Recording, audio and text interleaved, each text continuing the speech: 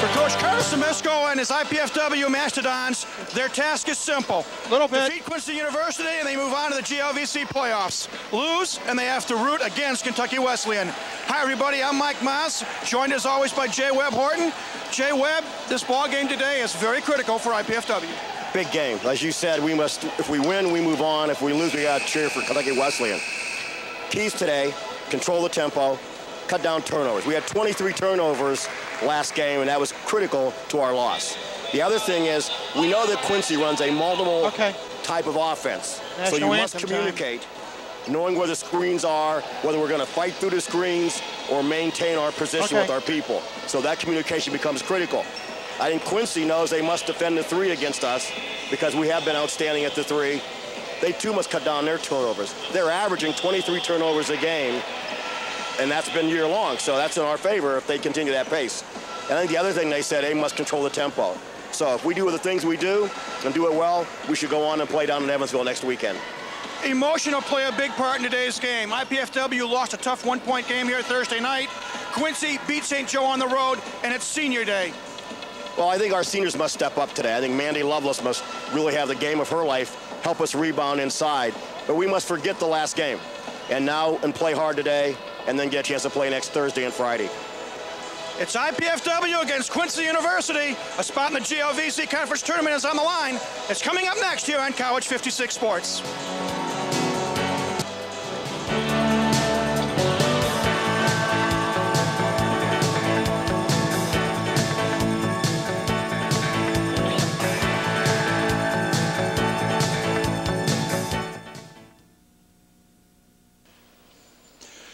Good afternoon, everyone. Welcome to the Hilliard Gate Sports Center on the campus of IPFW. This is Mike Maas along with Jay Webb Horton, calling the action in this afternoon's women's basketball game, matching the Lady Hawks of Quincy University and the IPFW Mastodons. It is senior day as well here at IPFW, and as you can see, IPFW is honoring the one senior that is on this year's squad, and it is Mandy Lovelace.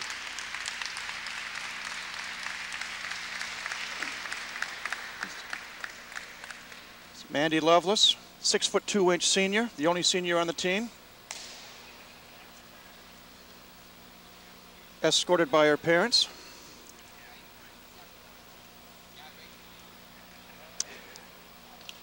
Jay Webb Horton, we mentioned in the opening an extremely critical game for IPFW in terms of the GLVC conference race.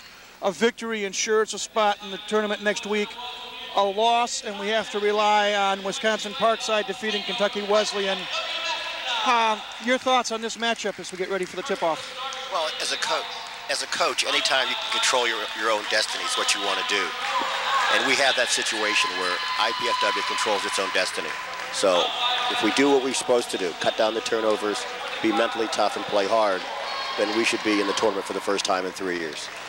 Well, you see now the starting lineups being introduced. For Quincy University, they come in with a record of 6-19 overall, 2-17 in the conference. At one guard will be number 4, Laura Jenkins, a 5'5" senior. The other guard will be number 25, Kelly Storm, a 5'9" sophomore. The forwards positions, number 42, Kristen Traub, a 5'11" sophomore. Number 44, Colleen Sexton, a 6-foot junior. And number 50, Gio Understall, a 5'10" freshman. And from what we understand, she's one of the 2 leading candidates for Freshman of the Year in the conference. The other one being from IPFW.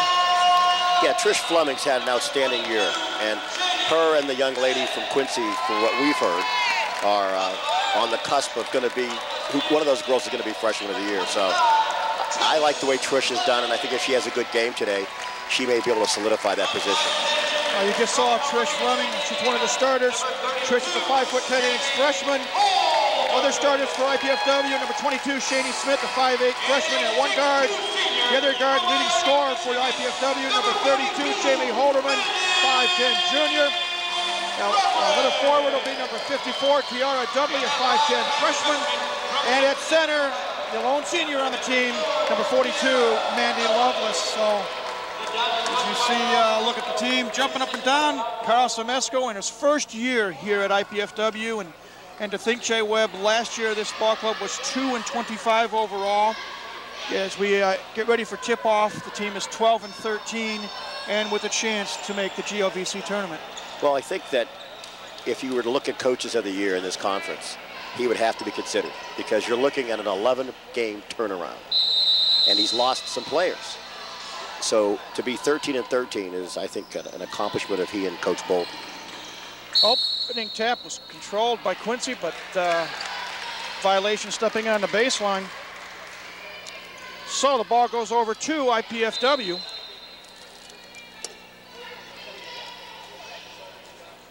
Trish Fleming will inbound it to Shani Smith. Quincy playing a man-to-man defense.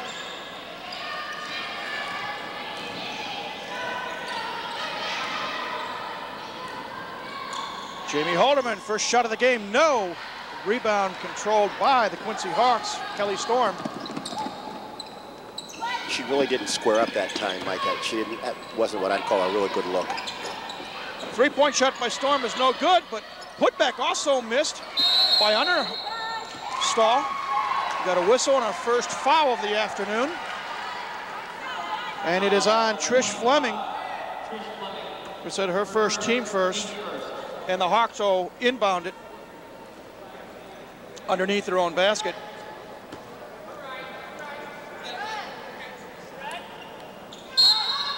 So Jill Understall looking for someone.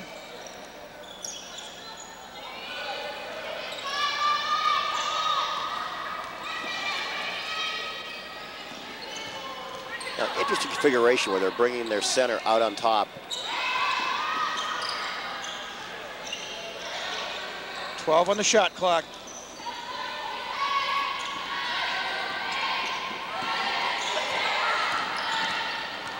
Jenkins, Understar for three, short. And the shot, 30-second shot clock goes off. So it's turnover. Quincy and IPFW has the basketball. We've played just over a minute, no score. That was an interesting offensive setup where they worked and worked and worked for a bad shot.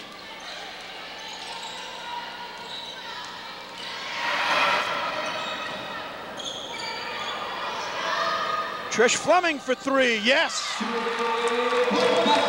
Fleming gets IPFW on the board first. Now, Mike, that's a very good sign because we got off to a very poor start last week. And so if we're going to start hitting like that, we're going to be in good shape. Three-point shot, in and out by Colleen Sexton. Fleming with the rebound. Shani Smith for three, no. Sexton with the rebound. And here come the Hawks.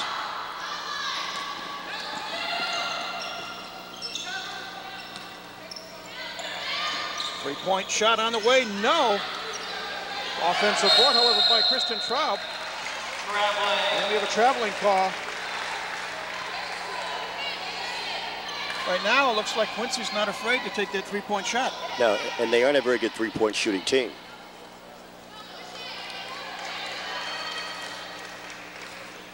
Shani Smith with the basketball for IPFW.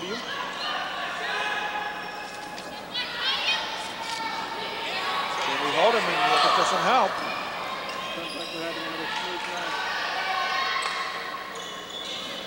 10 on the shot clock. Give and go. Jamie Halderman, baseline shot, no. Rebound, Loveless. Smith, short. And the 30-second shot clock goes off again as that shot did not hit the rim. So each team has been guilty of a 30-second shot clock violation. And the ball goes back over to the Quincy Hawks. Once again, not a very good situation where we recognized where we were and took a bad shot, Mike. Laura Jenkins cut off. Pass from Sexton inside, intended for Kristen Traub. Goes off her hands, out of bounds. Turnover. Ball goes over to the Mastodons. Good job of Mandy denying that inside pass. We really had sealed off that whole lane. Jamie Halderman dishes off to Tiara Dudley on the wing. Back to Jamie.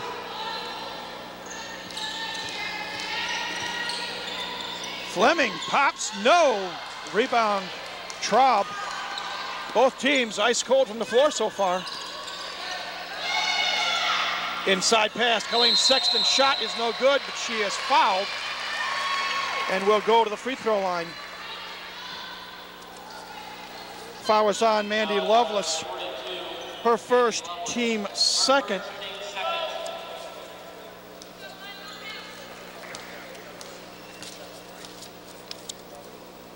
Colleen Sexton knocks down the first. First point of the game for Quincy.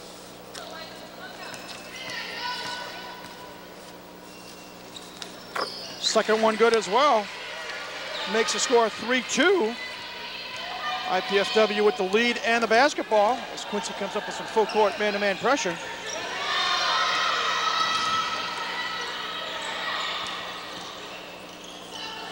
Shaney Smith for three. Bounces once, twice, three times. Falls away, no good. Rebound to Jenkins. Reverse layup by Sexton, no. Rebound controlled by Lovelace.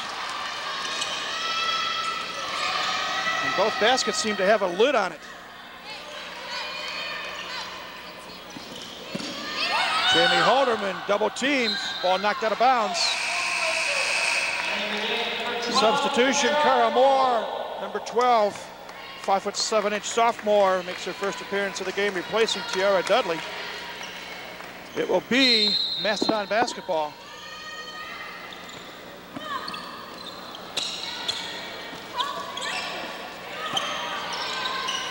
Fleming fakes the three, drives inside, lays it up and in. Nice head move by Trish Fleming. She's got all 5 IPFW points. It's a 5-2 ball game. Well, that's a tough matchup now for Quincy because I think that Trish can take number 50 off the dribble anytime she wants. Pass knocked away, picked up by Lovelace. Here come the Dons on the run.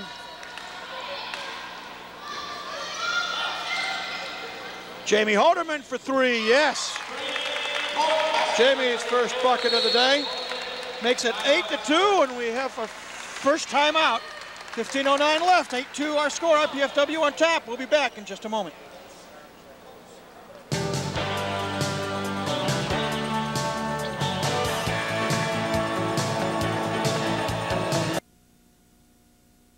Tuition, it really adds up, and the money just wasn't there to go away to college.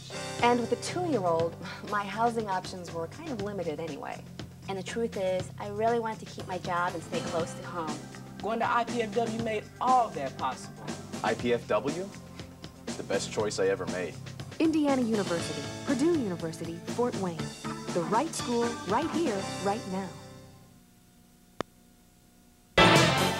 Welcome back to the Harry Gates Sports Center, everybody. Mike Moss, Jay Webb Horton, glad to be with you this afternoon. A must ball game for IPFW, and right now they're on top 8-2, 5 minutes into the contest. Taking the ball to the hole and missing is Heather Hall, who checked into the Quincy lineup. Rebound, IPFW.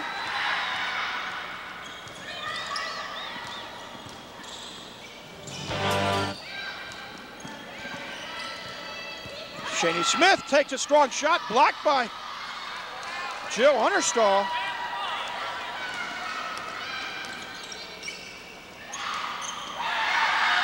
Traub, inside pass knocked away by Lovelace. Good defensive play by Mandy. And here comes the Dons. Shaney Smith for three, yes. Shaney with her first field goal of the day, and 4 field goals right now, Jay Webb. 3 of them are long balls. Well, once again, we're getting off to a very good shooting start. We started out a little cold. Now we've hit that hot streak. And we're playing some good defense interiorly. Pass intended inside for Kristen Traub, knocked out of bounds by IPFW. Dudley back in the lineup for IPFW, and making her first appearance for Quincy is number 24, Katie McAlinden, I believe it's pronounced. 5'10" junior. Mandy has shown some serious domination on those boards, which is outstanding for us. 3-point shot, no. Rebound controlled by Dudley.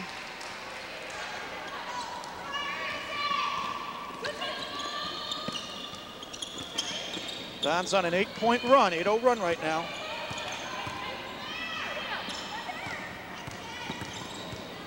Fleming off the glass, no. Rebound controlled by Laura Jenkins. Noticed they made a defensive change there, putting another girl on Trish Fleming because they knew that 50 could not hold her. Inside pass, shot up and in by Kim Nagel, who had checked in the lineup. Kim, a 6-foot sophomore.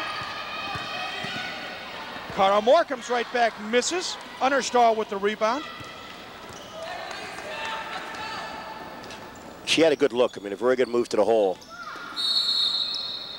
Collision on the floor. A whistle and a foul is going to be called on Cara Moore. Cara's first, team third. That brings Lovelace back in the lineup, replacing Trish Fleming. And inbounding the basketball, but McCallendon, I believe it's not pronounced. Nice feed underneath. Shot up and missed by Nagel. Rebound to Lovelace. Quincy can't buy a bucket right now. No, they're probably shooting somewhere around 20% right now, Mike. Cara Moore for three, no. Understall with the rebound. That was a good look, too. You got to take that shot. Heather Hall dishes off. Pass intended for Nagel goes awry. Another turnover for the Hawks. Well, at this pace, we can see how Quincy has averaged 23 turnovers a game. Yeah. And they've got about 9 right now. And we still have 12:38 to go in the first half. Three-point attempt by Holderman is off the mark. Rebound Nagel. Hawks on the run. And that comes to a screeching halt. Inside feed, Understall, turnaround shot, yes. Jill Understall with her first basket of the afternoon. Makes it an 11-6 ball game. That was almost a turnover there. Mandy didn't look before she threw that pass and almost stepped over the line. Turnover, Shani Smith, bad pass. But a nice defensive play by Holderman. See, Jamie Holderman comes to play every night.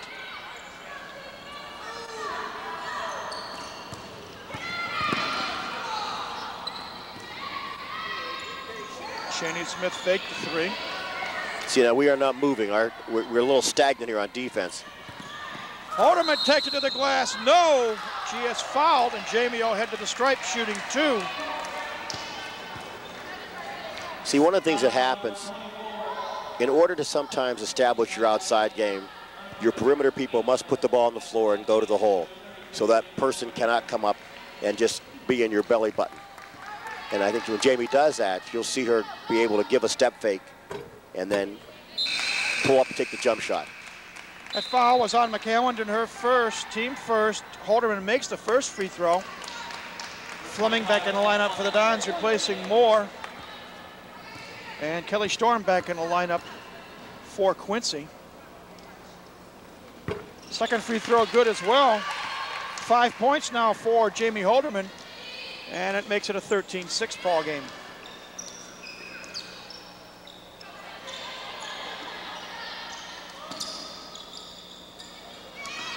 Storm looking for some help.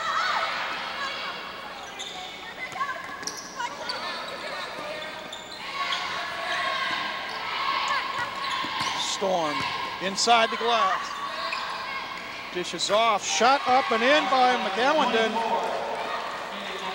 Quincy used most of their 30 seconds that time, Jay Webb.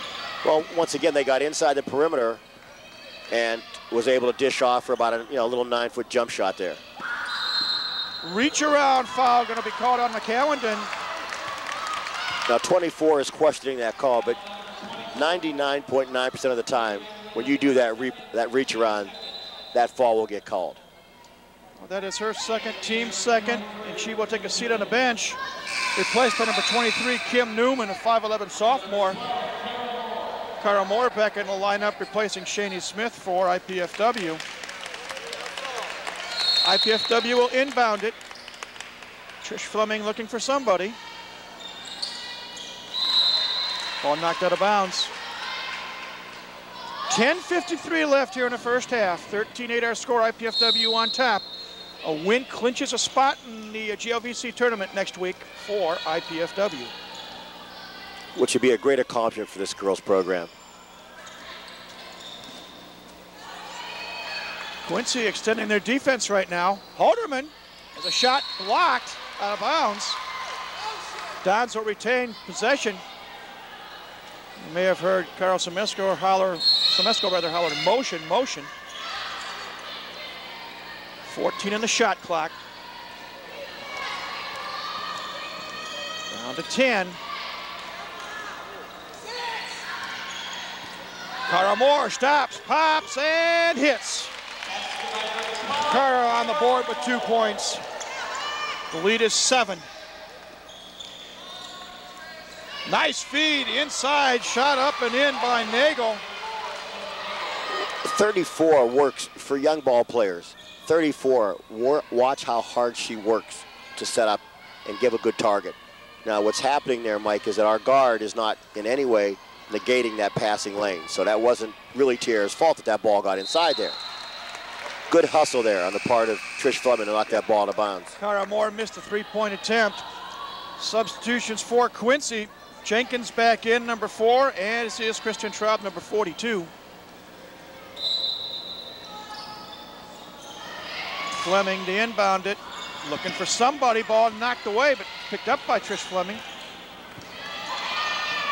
Holderman for 3, no, but we got a whistle, a foul, and I think Jamie's gonna shoot 3. See, when we came out of that out-of-bounds play, Mike, we did not in any way sell our fakes or set hard picks to break open. But you've got to sell the fake, and then you've got to set hard picks to free people up. Jamie Holderman, an 86% free throw shooter on the year, makes the first. Well, she's money from the free throw line.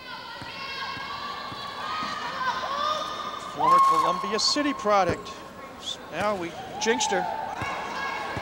Speaking of Columbia City, we wish them well today in semi-state action, Class 4A. Coach Wayne Krieger doing another great job.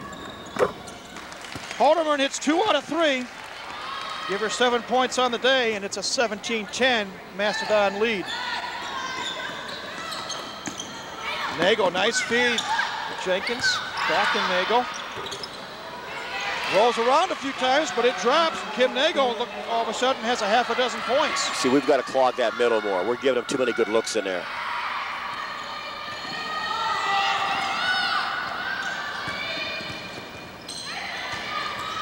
Fleming inside, dishes off to Dudley. Tiara, baseline shot, yes. That's Tiara's first shot of the day and first points of the day. Like that may be the longest jump shot we've seen Tiara Dudley take this year. Whistle, Nagel wanted to take the shot. Good defense by IPFW. Much better defense inside that time, Mike.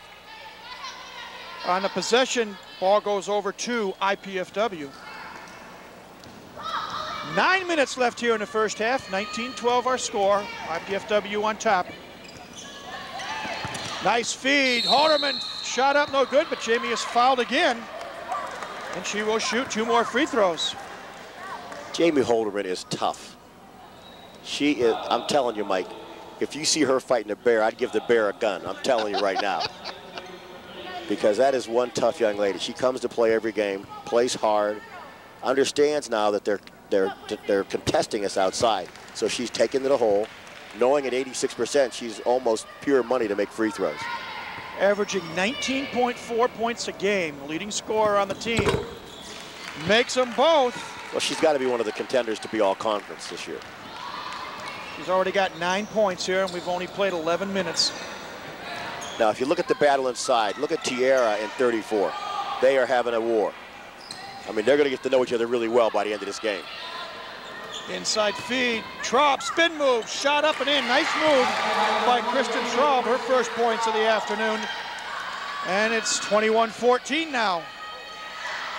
Moore for 3. First tray, I'm sorry. Second field goal for Cara Moore. Gives her 5 points. We need a defensive stop. We need to stop them inside, so we got to fight off these picks here. I see 34 has come loose. Good but now defensive Tiara play came by back Dudley. really well. I'm sorry, I didn't mean to talk That's over okay. there, Mike. That's okay. Paramore again with the baseline jumper. 7 points, and we have another timeout on the floor. You too can participate in the excitement of Mastodon athletics by joining the Royal Dons Athletic Association. The Royal Don is IPFW's official athletic booster organization. Members enjoy benefits such as priority seating at IPFW sports events, visits with the coaches, and food and refreshments in the hospitality room. For more information about the Royal Dons, call 219-481-6958 or write to Royal Dons Athletic Association, 2101 East Coliseum Boulevard, Fort Wayne, Indiana, 46805. Well, right now, Jay Webb, IPFW seems to be a team that is playing on a mission. They want to win this basketball game and go down to Evansville next week. Well, early on, we saw Mandy Lovelace do some really good things on the boards. And then the last 2 possessions, Cara Moore has sort of taken things over. She hits the 3, then sets up on a run out, and then hits a 2. And I think the other thing is Jamie Holderman recognizing what the defense is giving her, going to the hole, getting fouled, and I think she's, what, 5 or 6 from the free throw line right now. Yeah, leading scorer is Jamie Holderman with 9, Moore with 7, Fleming with 5, Shani Smith with 3, and Tiara Dudley with 2. While Kim Nagel with 6 points leads the Quincy Hawk attack. Now this battle inside once again between number 34, who is Kim Nagel, and Tiara Dudley is really fun to watch. Because Tiara is trying to front her and Nagel is just setting picks and working hard inside. Stop, popping, missing is Newman. IPFW with the basketball.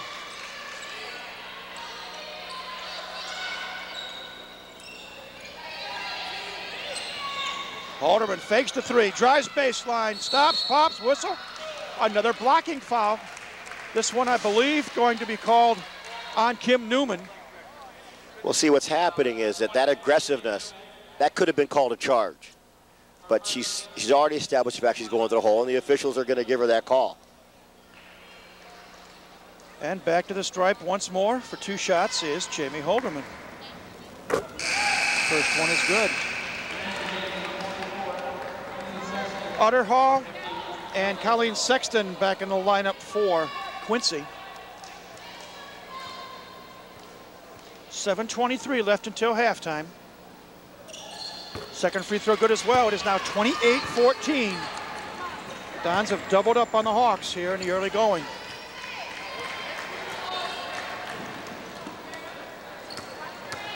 Storm coast to coast, lays it up and in. The Olay defense there by IPFW as they just parted away. Well, that was that Matador defense, Olay. We got to get in front of people. Moore takes it all the way. Shot missed. Rebound, Quincy. I think Carter was surprised how open she was. Nice feed to Sexton. Colleen lays it up, misses. Put back by Jill Utterstall. 4 points for Jill. And it's a 10-point game again. Now, Mike, check your stats. Does TR Dudley have any fouls? No. This is a record. 13.5 minutes and no fouls. Fleming, turnaround shot, no. Fight for the rebound. Controlled by Sexton. That was a very nice drop step, too. But she was outnumbered 4-1 underneath. Pass intended for Newman, knocked out of bounds by Holderman. It will remain Quincy basketball. Newman to inbound it. Whistle underneath, a pushing foul on Tiara Dudley. Her first. Well, this may be the longest time she's gone without getting a foul this year. 4th team foul on IPFW. Newman saying, somebody get open. 3-point shot, no. Rebound controlled by Quincy. Storm for 3, no. Rebound, Trish Fleming. Hawks had 2 cracks at it there, couldn't convert. Moore stops, pops, misses. Ball knocked out of bounds. They say last touch by Dudley. See, I don't think it's a shot we really needed. I think, you know, pull it out, run the offense. We want to sustain our 10-point or maybe extend this lead to somewhere between 14 and 16 points. Kelly Storm up top, watched by Shaney Smith.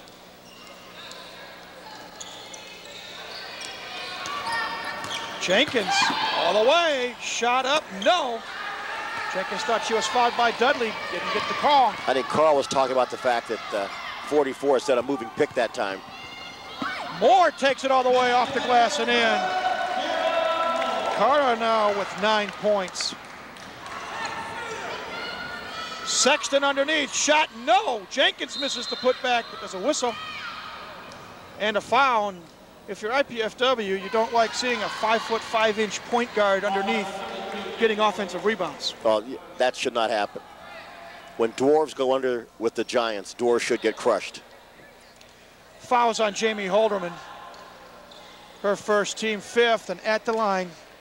And that was interesting, that call, because we had people falling and being knocked down, and then how'd they find her?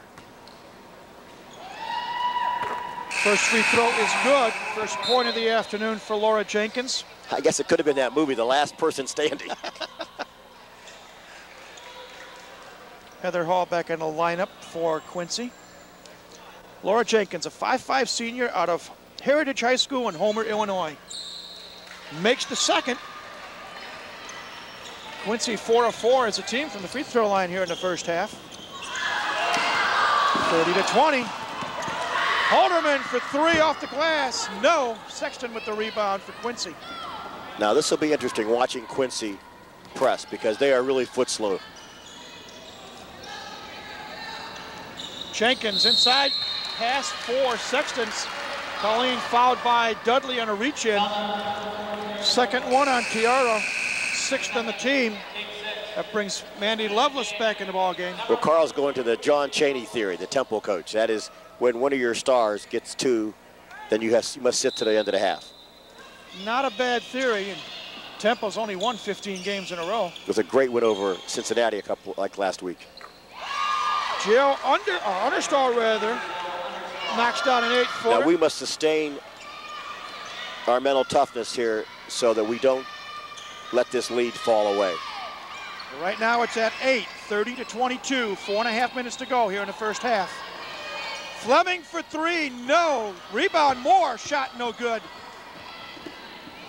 Controlled by Sexton. And that was a case where Cara Moore, small underneath, was underneath. Whistle, reach-in foul on Jill Understall, her first. 6th team foul, 1 more, and IPFW will be in the bonus. Now, right now, Jill Understall and Trish Fleming, if they are going head-for-head for the Freshman of the Year award, Jill Understall is in 2nd place because she's not been able to stop her and has not had the game that Trish Fleming has had.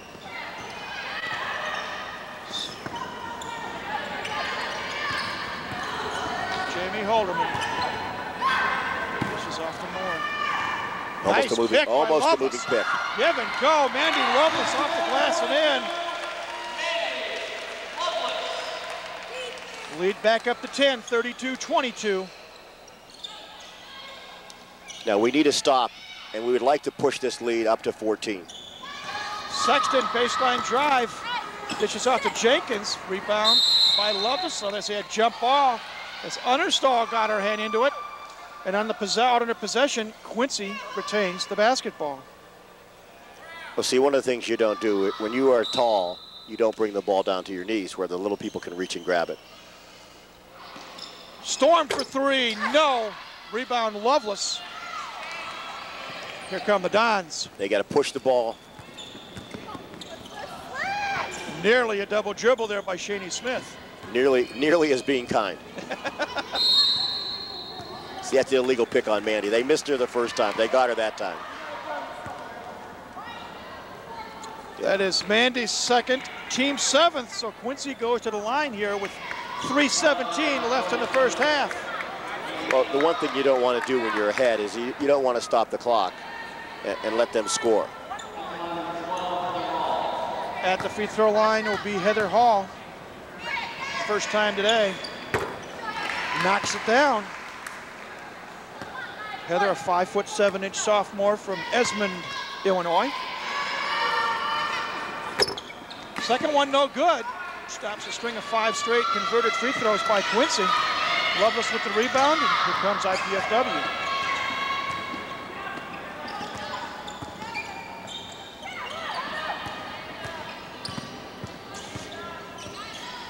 See, 50 has no chance of guarding.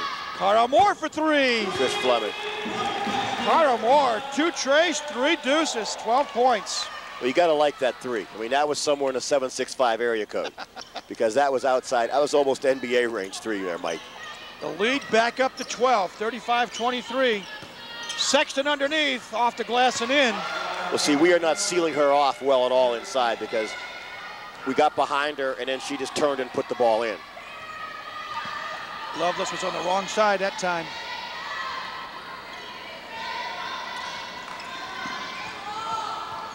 Halderman drives, whistle.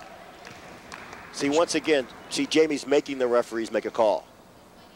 So she got banged out there, but she didn't back off. She kept going and then got the call. I believe they called that foul on Laura Jenkins, her first, team 7th. And back at the stripe is Jamie Halderman.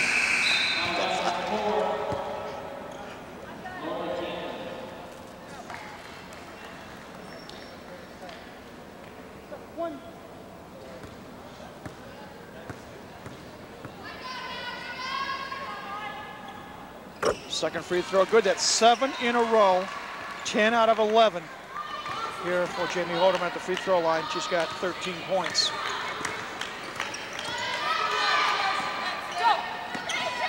Jenkins. Our big people must really seal people off down in front, down in the hole there.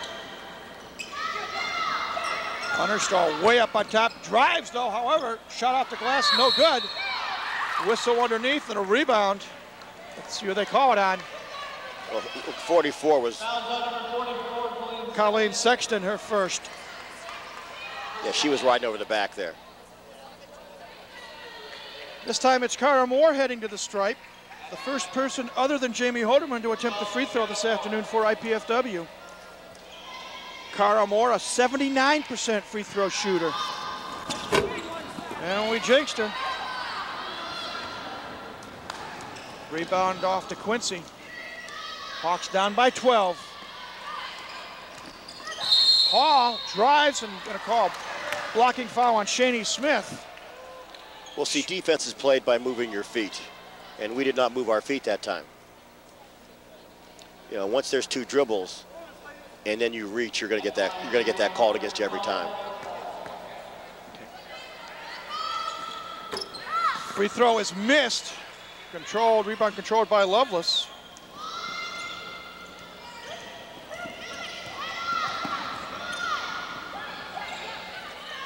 Nearing the minute-and-a-half mark. See, we can take these girls off the dribble anytime. Oh, it's a nice pass. Nice feet underneath. Shot up, no. Guess what? Jamie Halderman going back to the line. See, Jamie Halderman is showing me Reggie Miller type things. She's running and working hard off the ball, and then that time, as she was getting fouled, she threw the ball up. Halderman back at the line for 2. First one good. Learn more about Mastodon sports in season by tuning into Mastodon Spotlight each Tuesday and Wednesday evening here on College 56. Yours truly will review the week's sports activities, look at game footage, and talk with coaches. That's Mastodon Spotlight, Tuesdays evenings at 7, Wednesday evenings at 8:30, right here on College 56. Halderman knocks down 2 more, and it's 39-25 with 1:14 to go.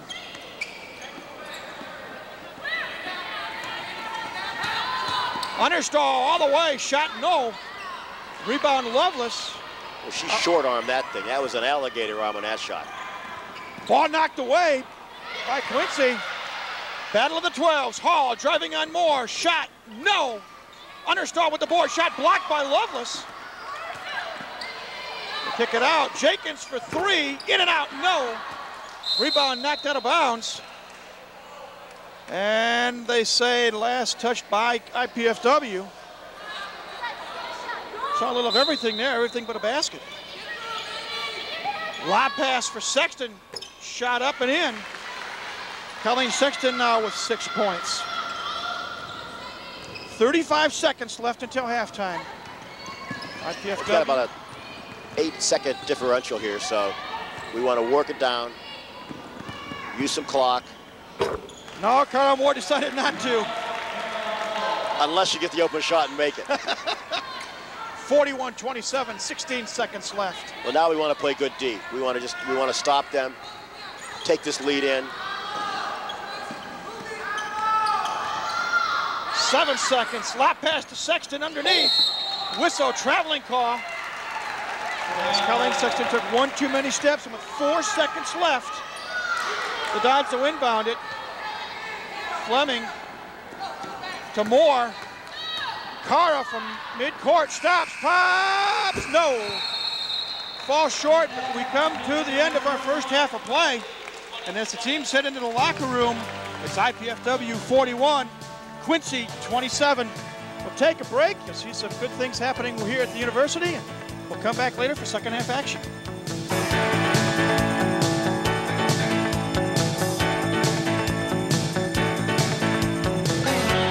I'm Walter Bowman, Director of Athletics at IPFW. Thank you for joining us this evening and allowing me 60 seconds of your time.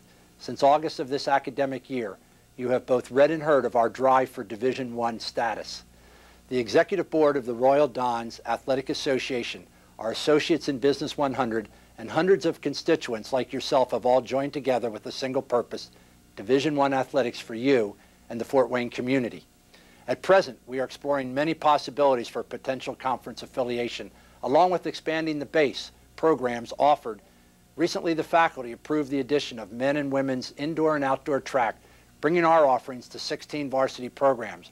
I believe that when we are an NCAA Division I program, each of you watching this television program tonight will have an opportunity to view firsthand the Hoosiers, Boilermakers, and the Fighting Irish here in Fort Wayne and at the Coliseum and at the university. In order to move our vision from the dream stage to reality, we need to continue to attract strong alumni and community support. Fort Wayne, the second largest city in the state, is deserving of a Division I program which reflects the community's greatness. Together, you and I are positioned to form an alliance which will give the citizens of Northeast Indiana even more reason to show our Hoosier pride. The number on the screen will provide you the opportunity to become involved in Mastodon excitement. Pick up your phone and call me so we can discuss your involvement. Hi, I'm Phil Laux, President of the Greater Fort Wayne Chamber of Commerce. One of the things that strengthens our community and Northeastern Indiana is the many fine colleges and universities that we have located in Northeast Indiana. Given the collective learning power of these institutions and the fact that the majority of their alumni remain in Northeast Indiana after graduation, it significantly enhances our economic development initiative to attract new industry. I'd like to encourage all alumni from these institutions to please be very unselfish with your time, your talent, and your resources. Your community needs you.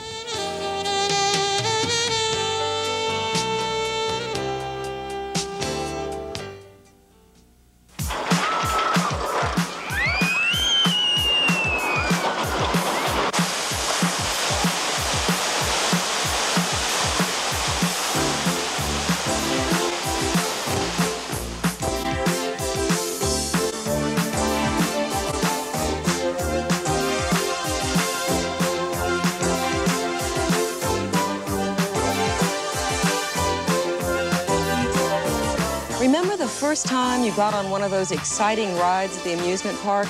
Someone locked you safely into place, pulled a lever, and the ride took over.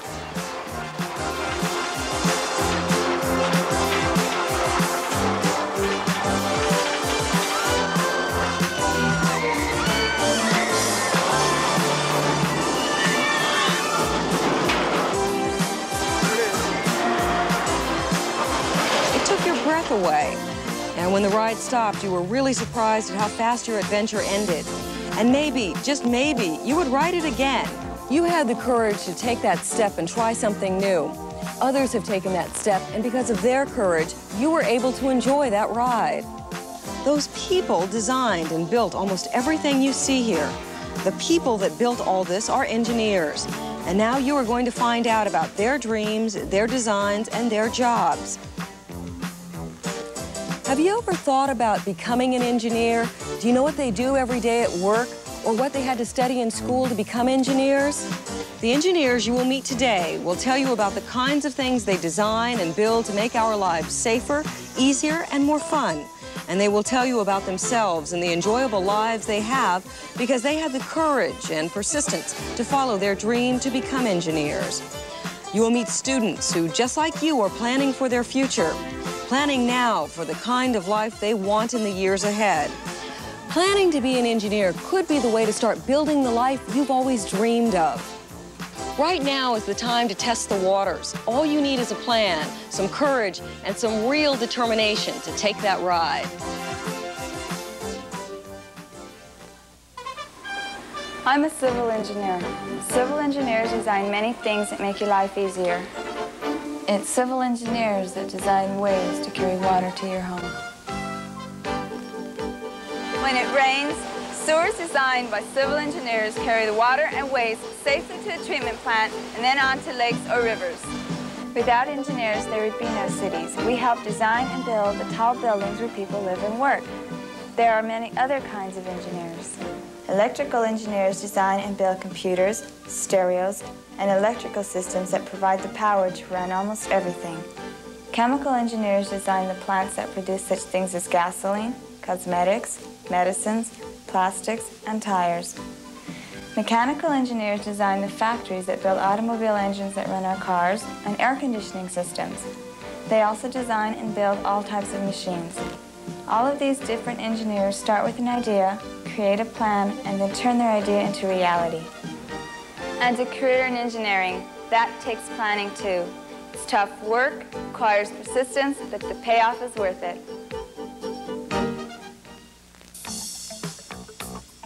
I think I want to be an engineer.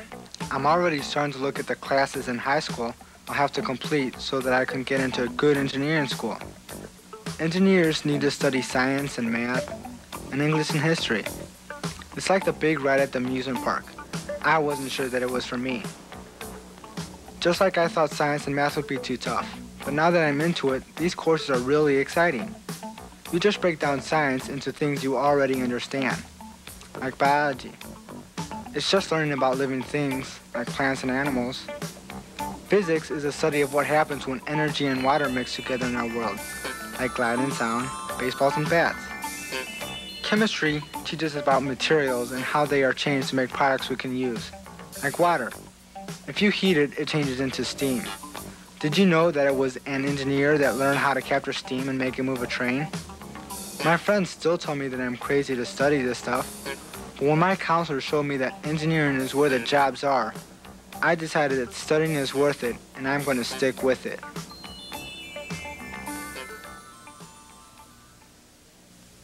This is a sample of the jobs that will be available in the 1990s, which is about the time that you graduate if you go to college. In 1995, our country will need about 8,000 athletes, and about 100,000 jobs will be available for musicians. We'll need about twice as many doctors and lawyers. More than 500,000 receptionists will be answering phones. And more than 500,000 teachers' aides will be in the classrooms. But look at how many jobs will be available for engineers. Our country will need almost 2 million engineers in 1995. All of these careers require a lot of hard work and preparation, but if you choose a job in one of the many fields of engineering, there's a good chance there will be a good-paying job for you when you graduate. And the time you get started will make a real difference in how far you go. You need to get started right now. When I first started taking math courses, I hated it. I used to say, what difference does this stuff make to anybody anyway? But it's funny how the more you learn about something, the more you like it. Now I realize that everybody uses math in their life every day, and sometimes they don't even realize it. Look at this Ferris wheel. It has definite shapes. That's all stuff that geometry teaches you about. And if you think no one ever uses trigonometry, you're wrong. Navigators on ships use trigonometry to move across the ocean. That's why I'm taking math. I know that I will need 4 years of math in high school if I want to become an engineer or work in science. Sometimes the future seems a long way away, but I just take it one class at a time and remember my plan. I like working with plans. That's one reason I became an engineer. It's a career that lets me create new things, and my designs make a difference in the way that people live. Sometimes we use our training to go into other fields, like medicine, business, and education, and that's another reason that I became an engineer. I knew I'd have interesting projects and a chance for advancement. It pays pretty good, too. Starting salaries for engineers are higher than almost any other profession.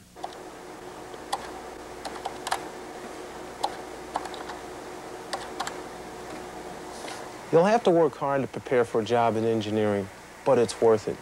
And besides, those jobs that require less education can be just as hard.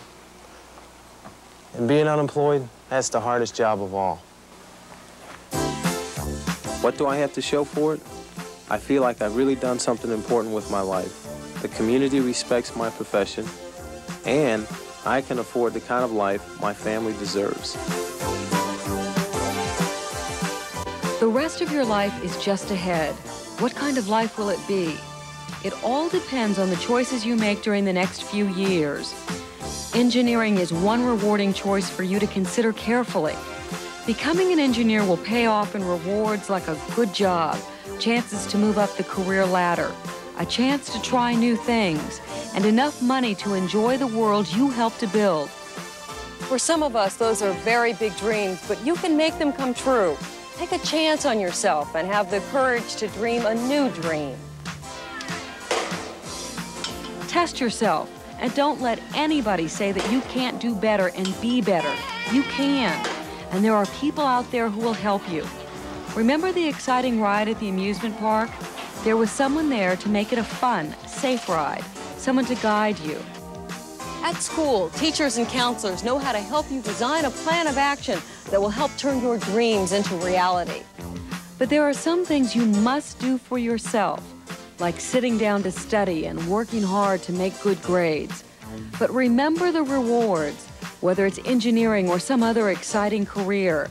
Design your dream and then work hard to make it come true. You can do it, and you'll be surprised at how much you will enjoy the adventure.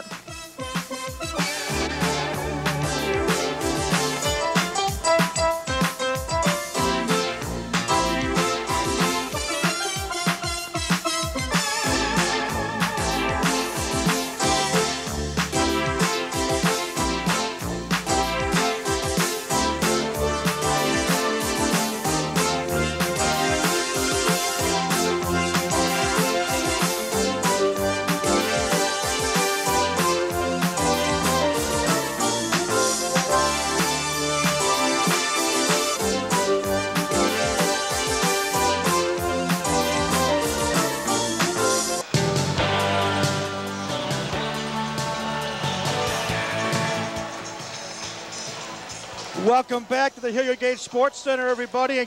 Mike Moss, Jay Webb Horton with you. It's halftime here in our women's game between IPFW and Quincy University, a game that finds the Mastodons on top 41-27. And Jay Webb, we've got the first half numbers in front of us. There's a few numbers that stand out. Well, to me, the big one is we had 4 turnovers in the first half. Outstanding for this team. Quincy is living up to the reputation of being a team that turns the ball over. They have 12, so we're on their pace to match 23. Got Mandy Lovelace, 9 rebounds in the first half, although we got out-rebounded by 6. But that's still pretty good for us because we're normally getting out-rebounded by double digits. A couple of other numbers that stand out. IPFW 5 of 12 from three-point range, 2 from Carter Moore, 1 each from Shani Smith, Trish Fleming, and Jamie Holderman. Quincy 0 of 9 from long distance.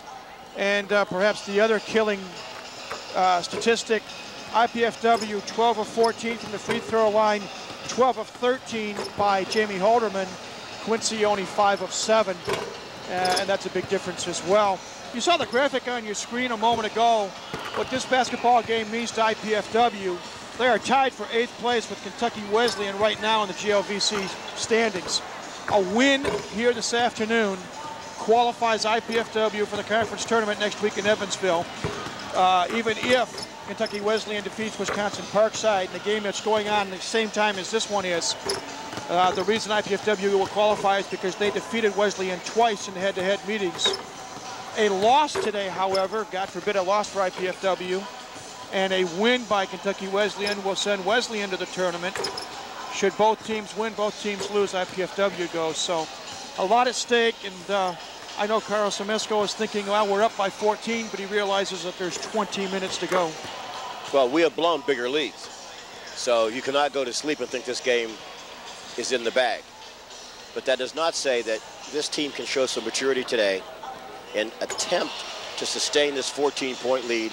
And it'd be marvelous, Mike, to see these girls build on this and either win by 14 or win by 24.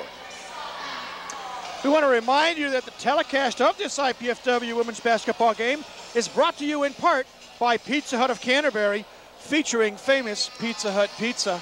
And I can tell you from personal experience, the pizza tastes pretty good. I second that emotion. Couple of other quick notes. IPFW 12 of 29 from the floor from the first half, 41% shooting. Quincy 11 of 33 for 33% shooting. Leading scorers, Jamie Halderman with 15, Cara Moore with 14 for IPFW, while 3 players, Kim Nagel, Jill Understall, and Colleen Sexton have 6 points apiece to lead Quincy. So teams are coming back on the floor. Original starters, Shani Smith, Jamie Halderman, Tiara Dudley, Trish Fleming, Mandy Lovelace on the floor for IPFW. And for Quincy, it's Laura Jenkins, Kelly Storm, Kristen Traub, Colleen Sexton, and Jill Understall. IPFW with the basketball to start the second half.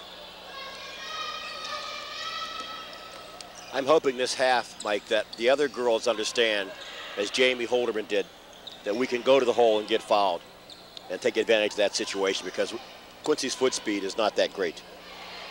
Halderman on a nice dish, up and in. Basket for Jamie Halderman, she now has 17 points. See, that's there all day.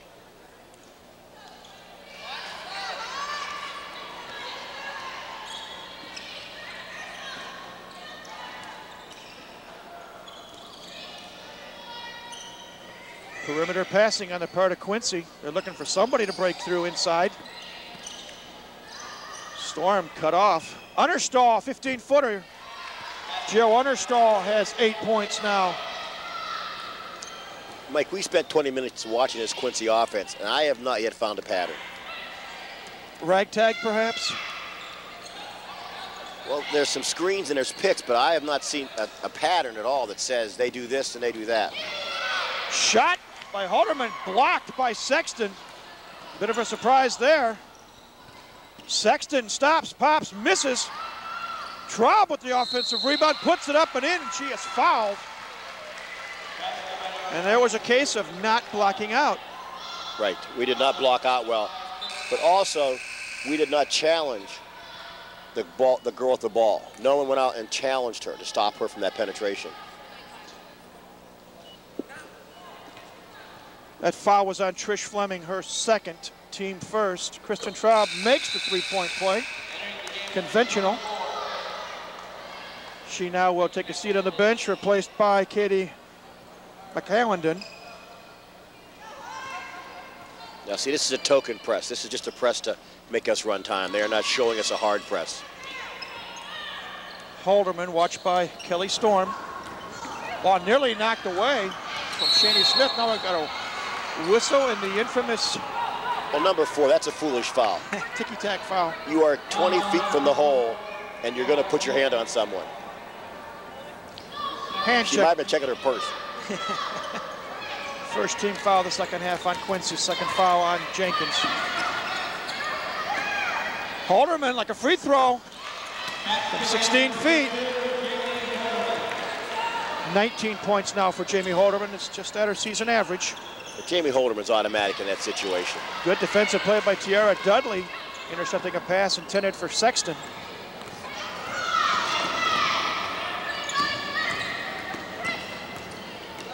Now Let's see, we need more motion. Three-point shot by Shani Smith. No. Rebound, Understall. Let's see, someone's got to stop the ball. Someone's got to go out and stop the ball. Dudley nearly got called for the third foul.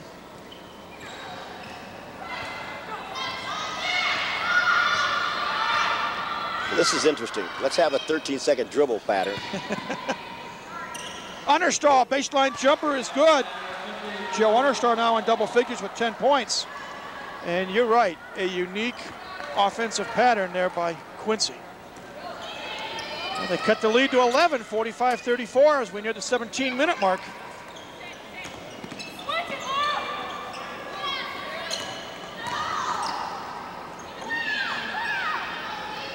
Trish Fleming, top of the key. Shoots, take a three-point shot and hit it.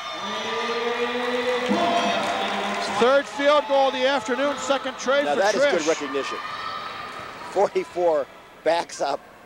Trish then steps back and hits the three. Kelly Storm takes it to the hole but misses. Rebound, Jamie Holderman. Got a bumping going on. Now they call the foul on Katie McAllendon. Her third, team second. Now, Mike, that contact there on the street is going to get you a misdemeanor. I'm telling you. I mean, she got bumped, and then finally they had to make the call. And the refs have done a pretty good job today. Well, you had a chance, McAllendon or Kelly Storm. Now we got to reach in. And Kelly Storm reaching in. Now Holderman's funny because she pokes the girl in the eye and then is telling her, if you keep your hand on my hand, I'm going to hit that every time. A little hip check there, and she got away with it, did Jamie Holderman. Shani Smith fires no good. Rebound controlled by Kristen Traub. And the elbows are starting to fly on both teams. Sexton dishes off. Traub, shot no good. Put back by Colleen Sexton. 8 points now for Colleen. And Quincy is hanging around. It's 48-36 at the 16-minute mark.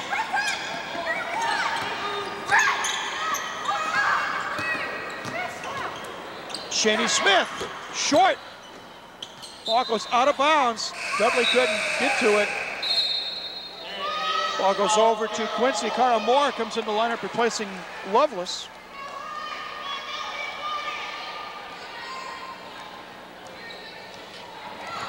See, we got to maintain our composure. A couple of bad situations here where we just haven't, I thought, made good decisions, Mike.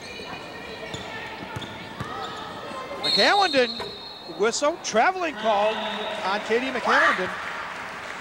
Ball goes over to IPFW. If we move our feet and play good defense on our offense, we can win this ball game because Quincy will turn the ball up. They're going to give you opportunities. Nice feed, Moore, Shani Smith, shot no, rebound Fleming, put back up and in. Trish Fleming now in double digits with 10 points. And the lead is back up to 14 at 50-36. Nice feed, Traub loses the ball. Picked up by Cara Moore. Dudley's on the floor. The officials don't see it. Shani Smith takes it, no, fight for the rebound, whistle. Going to be a jump ball situation, and finally, the officials see Dudley. She was on the floor she for looks like she's in good pain. 30 seconds.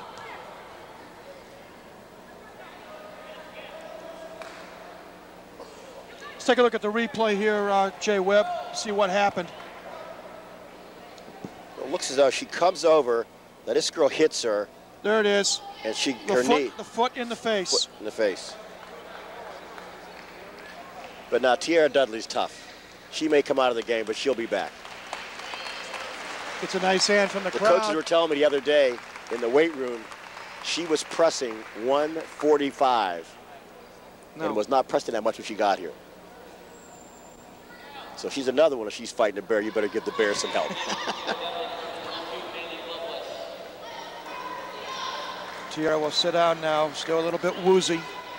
Replaced by Lovelace. It is Quincy basketball, 14:57 left here in the second half. IPFW on top, 50-36.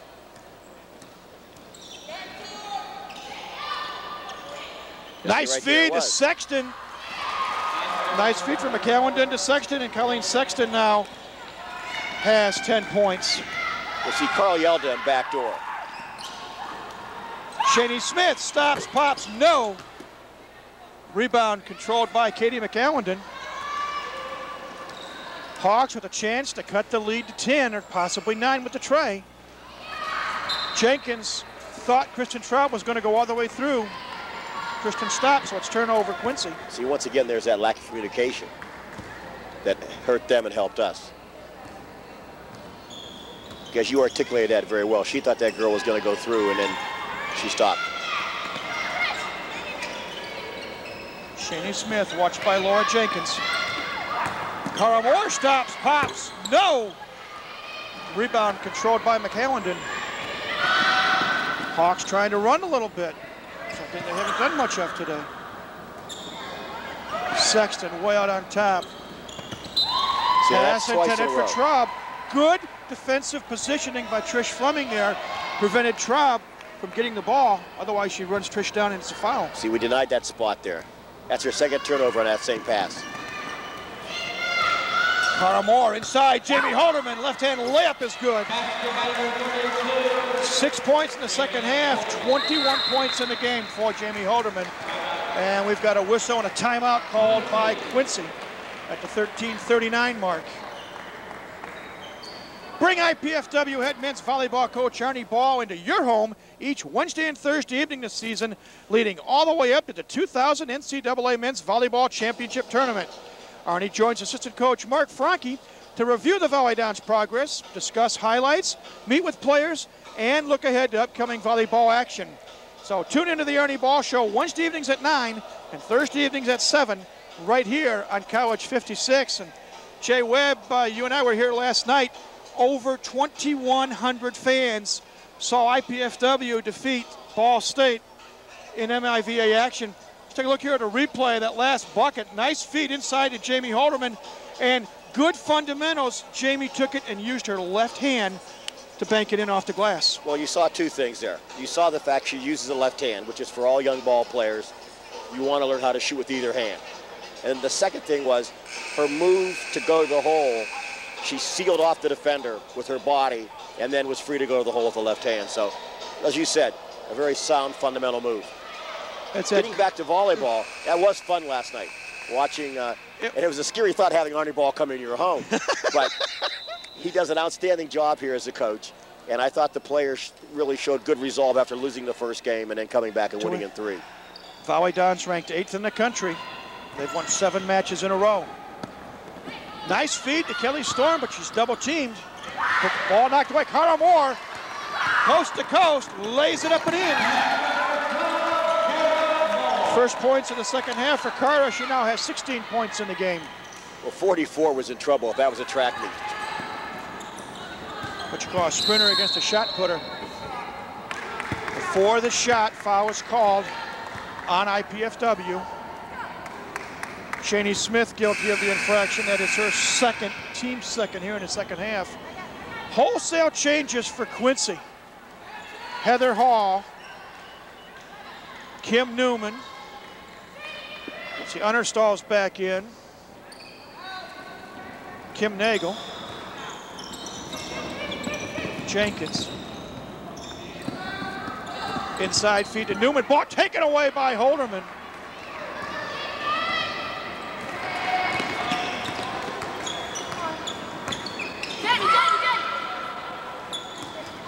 Downs looking for a possible knockout punch.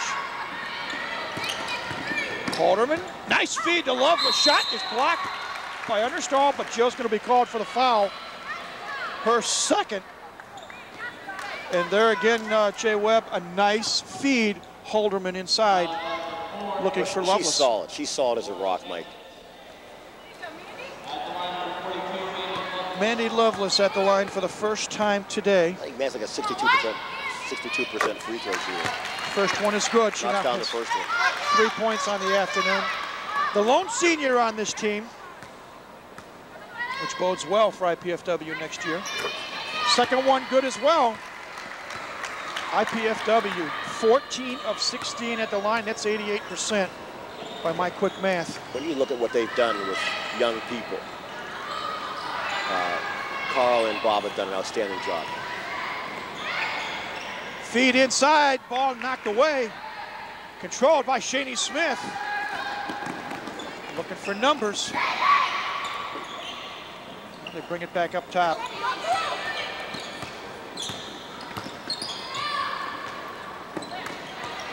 See here, we're running some offense. Nice feed, Connor Moore to Jamie Haldeman, and Jamie gets the bucket. Recognition of open teammates has been tremendous today for IPFW. Feed inside, pass intended for Nagel. Again, Heather Hall anticipating Nagel going to go all the way through, and Nagel stopped. That's just poor communication right there. You would imagine at this time of the year that you'd have better communication. But they are showing us why they've averaged 23 turnovers a game. We've got another timeout on the floor, 11:54 left. 58-38 our score, IPFW on top. We'll be back in just a moment.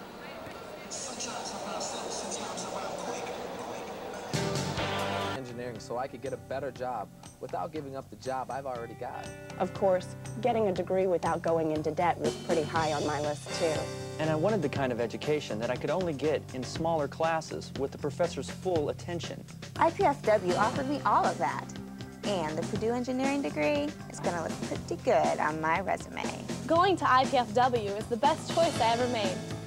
IPFW, the right school, right here, right now. Welcome back, everybody. Mike Moss, Jay Webb Horton with you here at the Hilliard Gate Sports Center. 11:54 left in this second half. IPFW enjoying their biggest lead of the afternoon, 20 points, 58-38. Jay Webb, we just commented off air, this team may be playing the best they have all year as we see a replay, the recognition there, a pass inside, Jamie Haldeman, and then we got the bucket, so. Well, I think that they're playing well as a unit. I think we're starting to run some clock here and move the offense, and we're getting good looks, and Jamie Haldeman's had an outstanding afternoon. As has Cara Moore and a few of her teammates. Passed it inside to Dudley, who's back in the lineup. Tiara was triple teamed, so she kicks it back out. Fleming inside, off the glass and in. 12 points now for Trish Fleming. To follow up what we were saying there, we know that Jamie's had an outstanding game, but Mandy Lovelace has rebounded. Tiara Dudley has been her solid self. And then Trish Fleming has given us a very quiet 12 points. So as you said, it's been a team effort, but you got to have that star that leads the way, and Jamie's been that today. Three-pointer from Jamie, nothing but net. 11 points here in the second half for Jamie. 26 in the game. You got to love Carl Smesko. They are beating this team like a Boro mule, right? And he still wants more. Another good defensive play by Dudley, deflecting the pass, headed inside. See if the Dons can convert. Moore stops, pops, gets the friendly roll. And as somebody named Dick Vitale might say, get ready to turn out the lights. Pass intended. Well, this has become an M&M'er. This is a mismatch now, Mike. Goes awry. You're going to see people play today you haven't seen played for a while on both teams. And speaking of the devil, Jen Miller, number 00, comes in for the first time today, replacing Mandy Lovelace. Newcastle, Indiana. We might see a couple of others as well, perhaps. Maybe Tiffany Thomas and Devin Krause. Moore looking for some help.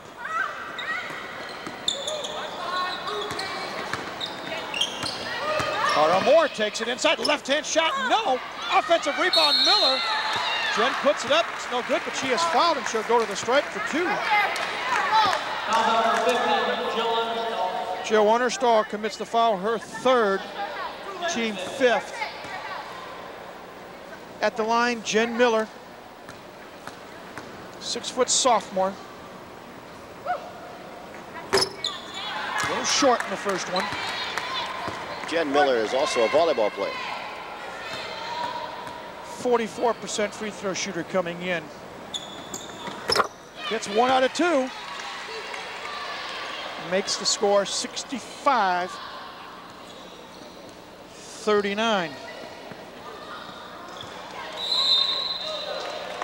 Ball knocked out of bounds. Well, see, Quincy's showing, I mean, they've tried that pass twice, and they aren't recognizing that we've sealed it off. Heather Hall takes it strong, knocks it down. Let's see if they count it. Count the bucket. Foul is on Jen Miller, her first. It's only the 3rd team foul here in the second half. Heather Hall makes the 3-point play.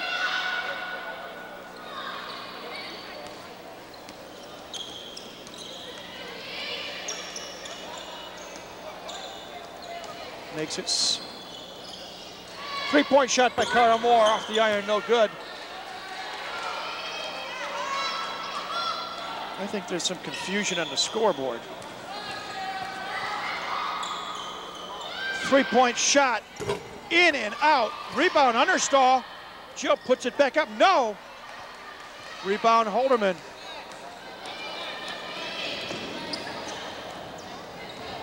How many rebounds does Holderman have? I'm not sure. She had, she didn't have any in the first half. She's got a couple here. She's really pulled down some solid boards in this half. 3-point shot off the back of the rim, no. Rebound Heather Hall of Quincy.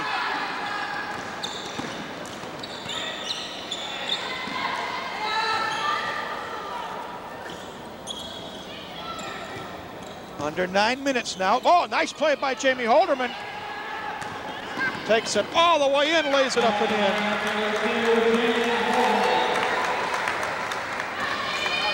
28 points now for Jamie. Mike, and if we get Jamie after the game, I told her she was going to have 29 points tonight. And she will confirm that if we interview her after the game. She had 29 Thursday night. She's not far from it now. Shot, no good.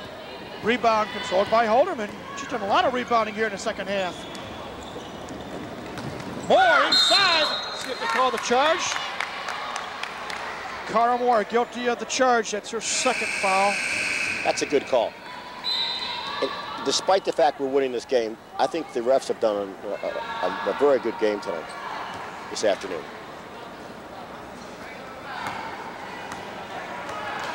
Quincy with the basketball. Because we've told folks when we thought they didn't.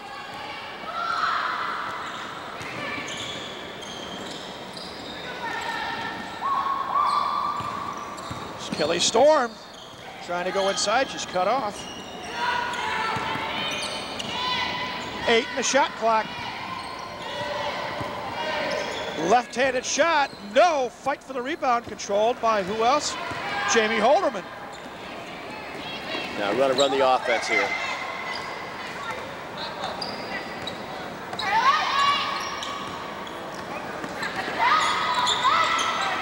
Cara Moore, watched by Heather Hall, battling the 12s. Holderman taking it inside, left-hand shot, no, gets her own rebound. Puts it back up again. But they say she traveled. I may take back what I said about the officials. Now, wait a minute. Because that was a mystery call. She's banging hard, gets banged twice, and then they call steps. Well, they're allowed to miss one today. 7:15 to go. Quincy on the short end of a 68-41 score. Reach-in foul on Tiara Dudley, and that is her third. Yeah, that's not a good foul. Team fifth. Quincy, I mean, once again, I'm sorry. I mean, once again, you are 7 feet from the hoop, and we know 50's not shown any propensity to shoot from out there. Defensive play. Fleming with a little help from Moore, doubling up on McAllendon. Jump ball, possession arrow goes to IPFW.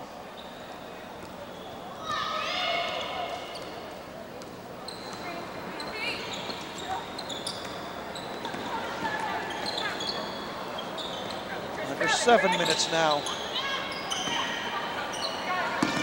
Guns beginning to smell a trip to Evansville.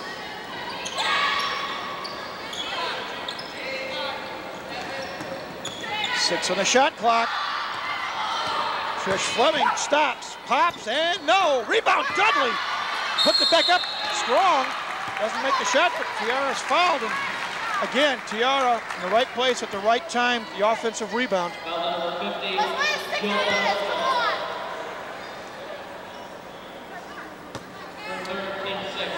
Foul was on Understall, her fourth, team sixth. Tiara Dudley to shoot 2. She's about a 55% free throw shooter. And I think one of the things she wants to improve on for next year is getting up around 80%, because she's inside, you know she can bang, and she's going to get fouled. So she's got to shoot up about 80%. Be sure to tune in to College 56 Sundays at noon and Friday evenings at 8 in March when host Melissa Long visits with IPFW Business and Management faculty members Prasad Binji, Joseph Kamala, and Jim Moore to get an in-depth look at e-commerce and how it may affect you or your business in the future. That's Sundays at noon and Fridays at 8 p.m. in March for IPFW Up Close right here on College 56. Dudley 2 of 2 at the stripe.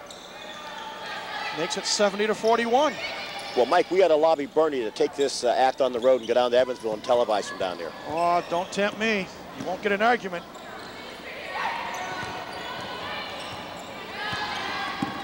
Storm takes it to the glass. No. Rebound Miller. Well, regardless of what the score is, you don't want to see someone just go coast to coast like that. We've got to move our feet and still play defense. Fleming, spin move, stops, pops, off the glass, no, gets her own rebound, banks it up and in. Trish Fleming now with 14 points. And it's 72-41. You can see it in the eyes of the Quincy girls. They've thrown the flag in, and this game is over.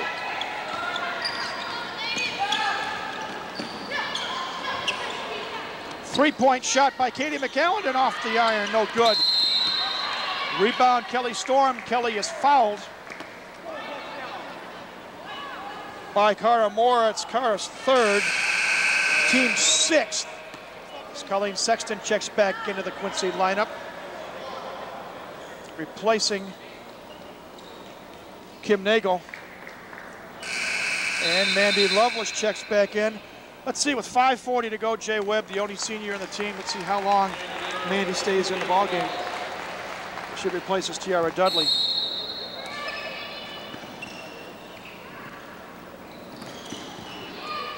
Ball knocked away. Miller's got it. Now they're going to call, traveling. Good call by the official. As Jen tried hard, but both the feet were in the air.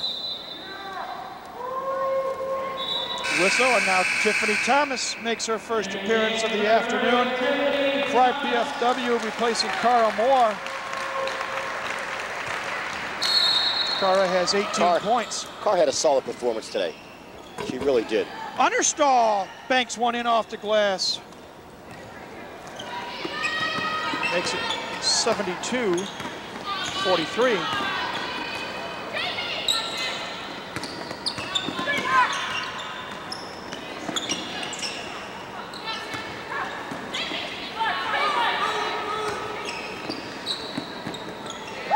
Fleming for three, no. Rebound fought for. Tiffany Thomas has it.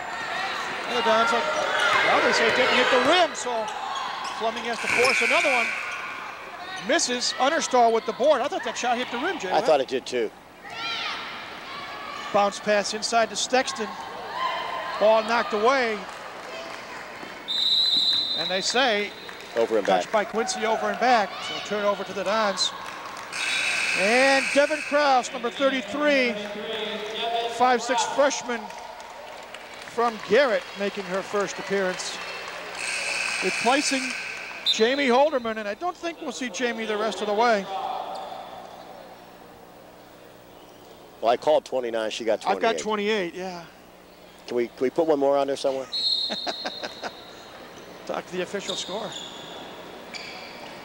Mike, let me tell you, it's been fun working with you this year. I know this is our last broadcast. I've enjoyed it immensely too, as Katie Storm gets the steal and the layup. Makes it 72-45 with 4.5 minutes to go. Unless you can talk Bernie into taking the trip. Tiffany Thomas for three. No. Rebound. Controlled by Kristen Traub.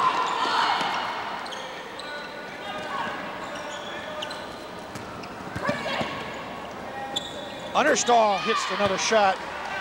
She'll now with 8 points in the second half, 14 overall. It'll be interesting to see here in these last 4 minutes how these younger players who haven't had much experience fare against this Quincy team. Krause and Thomas and Miller. Well, you know, what you want to show as a substitute is that I can sustain pressure and I can run the offense like I was supposed to. Andy Lovelace with a field goal. She has 6 in her last game here at the Gates Sports Center. 74-47, 3.5 minutes to go.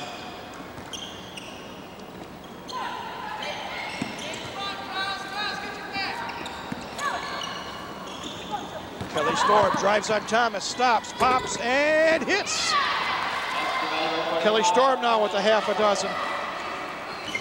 A little dangerous over here, Mike. We bet. Ball nearly knocked away by Storm. I guess the hand must be part of the ball. Depends on what league we're talking about. Trish Fleming, ball knocked away.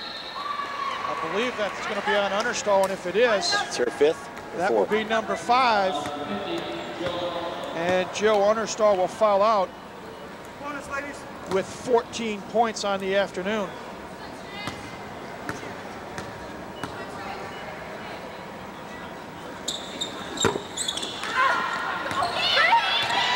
Evidently, the official score only has her for 4. I had her for 5. Free throw was missed. IPFW gets the offensive rebound, however. Tiffany Thomas for 3. No. Rebound knocked out of bounds by Sexton. Shani Smith replacing Trish Fleming. Another solid game by Trish Fleming.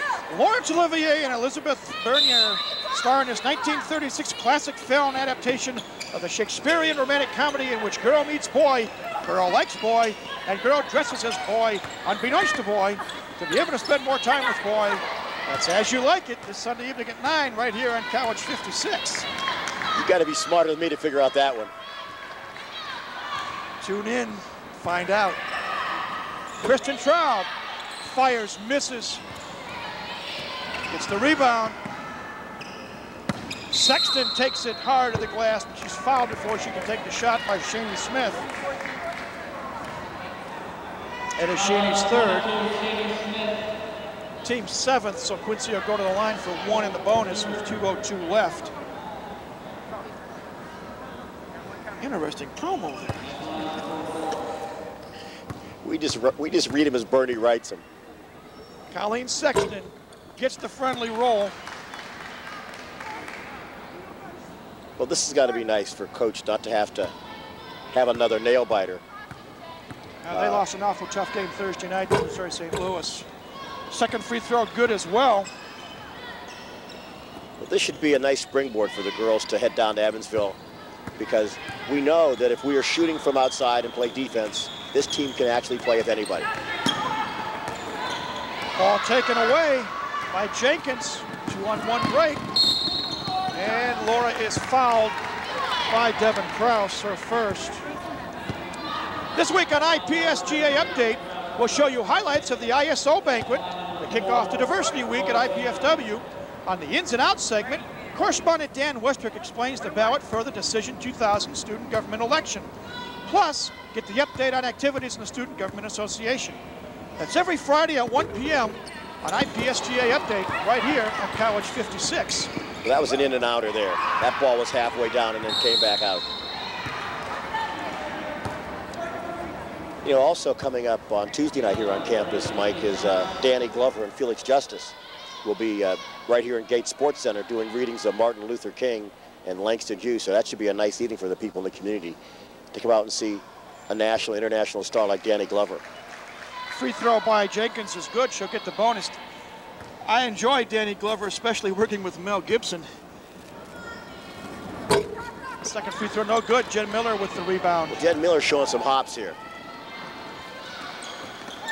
Now see, Devin Cross is showing some maturity. She didn't put up the shot, and they're going to run the offense.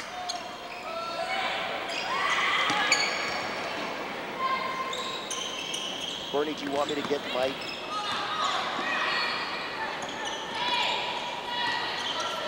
.1:15 to go, 5 on the shot clock. Shot by Cross, no good. Rebound Sexton. Hawks come down the floor. Sexton for 3, long rainbow 3. By Colleen Sexton.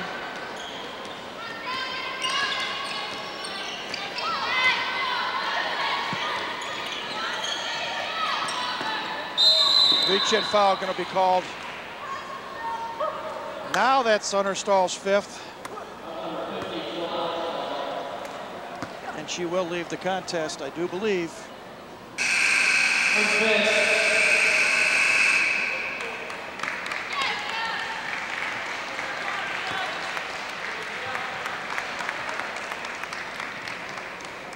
Nice hand for Joe Understall, the 5'10" freshman.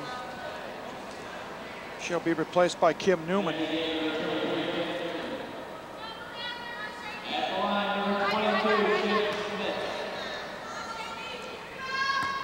Shani Smith shooting 1 and bonus.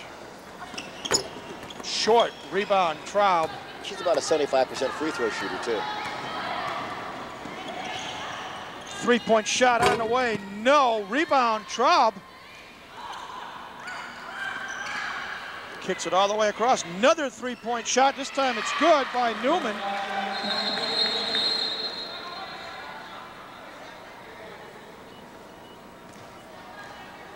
Momentary delay as the clock was supposed to have stopped after the made basket. Second went off, so they reset the clock at 31 seconds. 74-58 our score. I thought he was getting some popcorn from the concession stand there. I like the way he pointed toward the concession stand.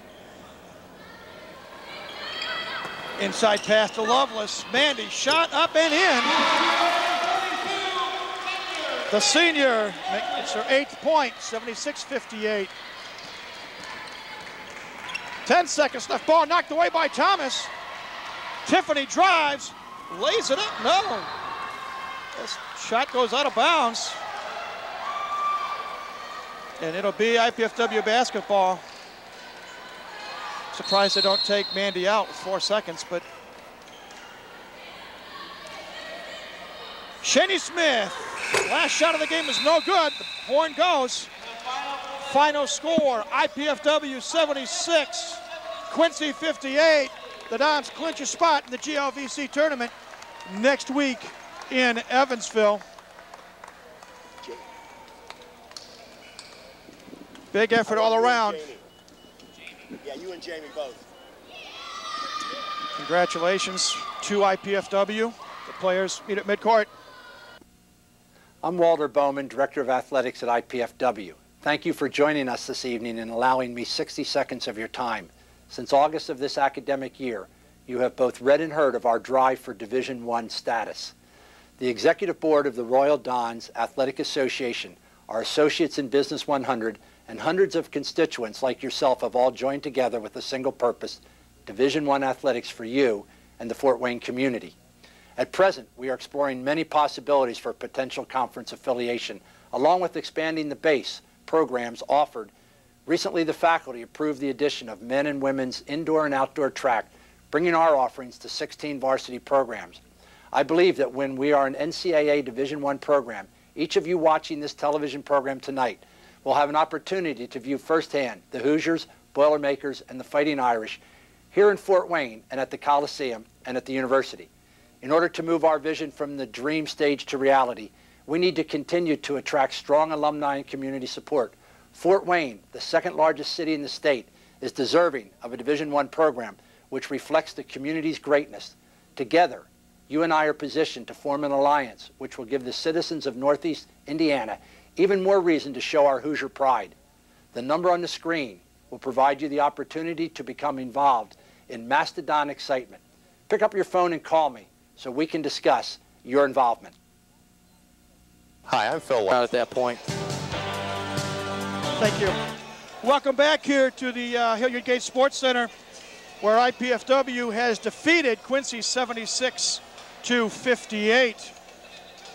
The win improves IPFW's record, 13-13 overall, 9-11 in conference play.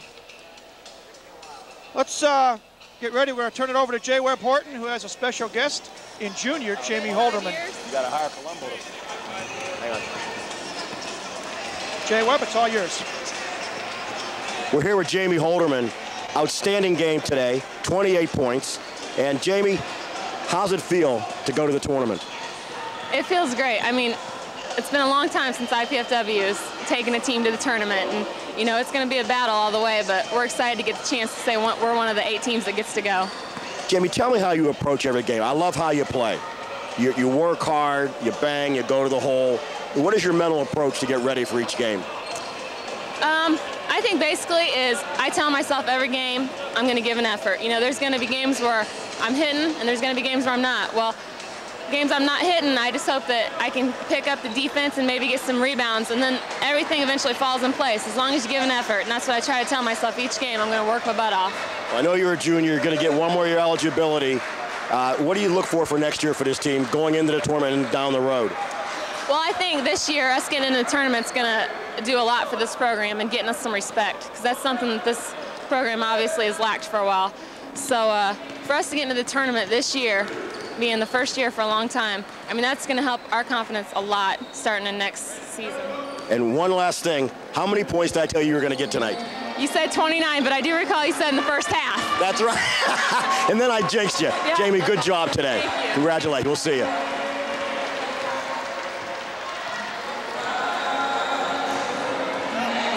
Coach Smesko, 13-13, 11-game turnaround.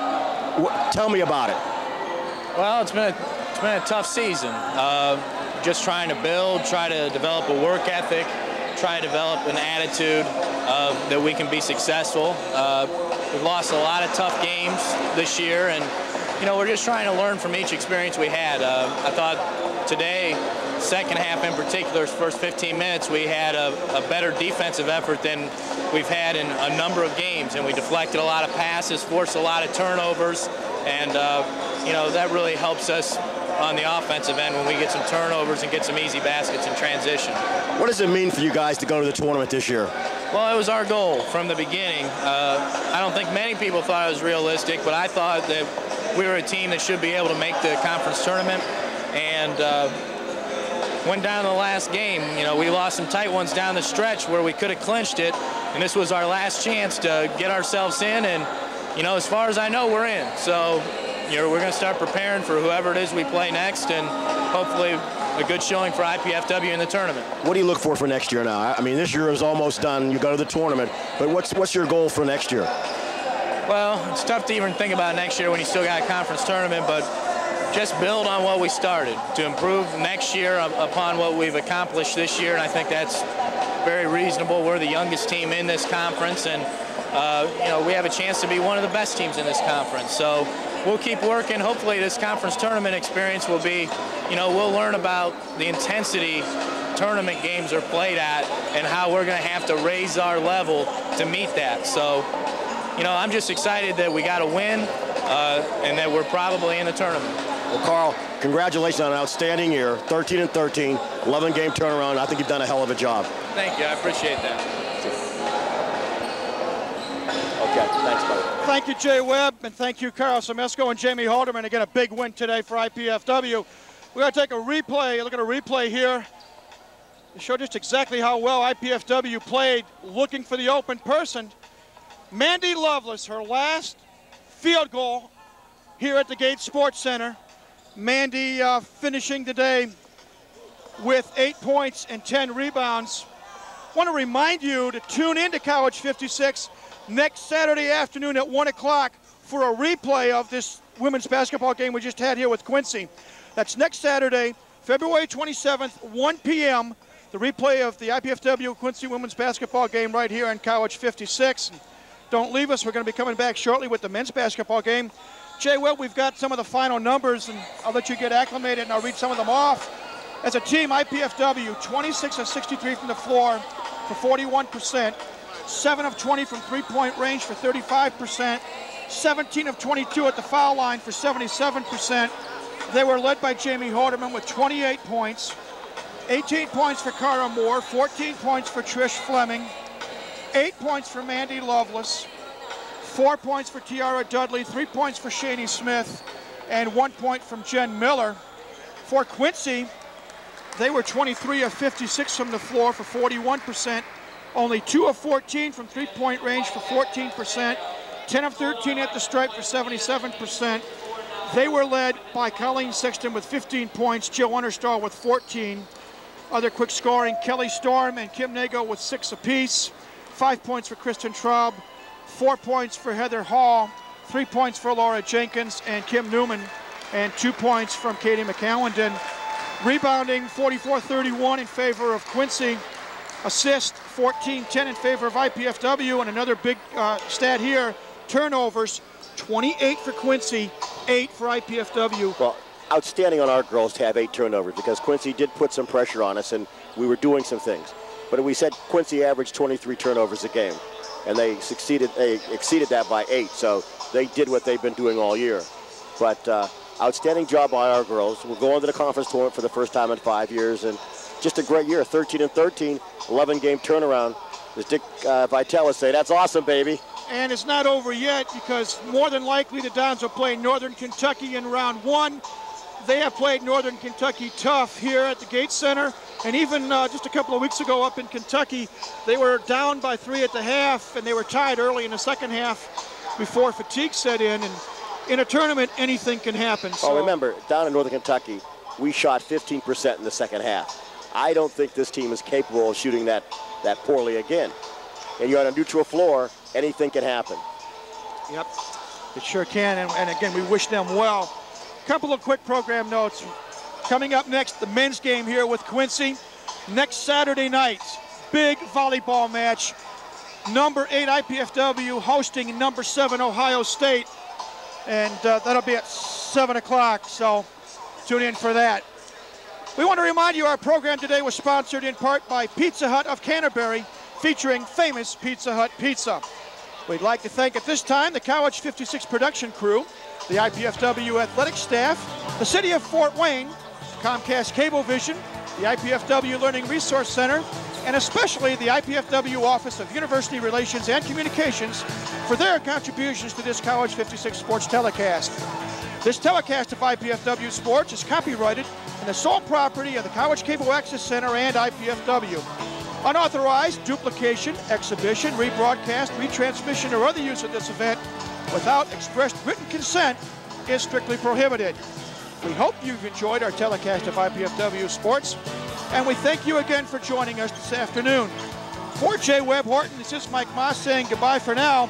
Once again, our final score here today, the IPFW Mastodons 76, the Quincy Hawks 58. The Lady Dons go on to the GLVC Conference Tournament. Thanks again for tuning in. Have a great day, and we say goodbye from the Hilliard Gate Sports Center on the campus of IPFW.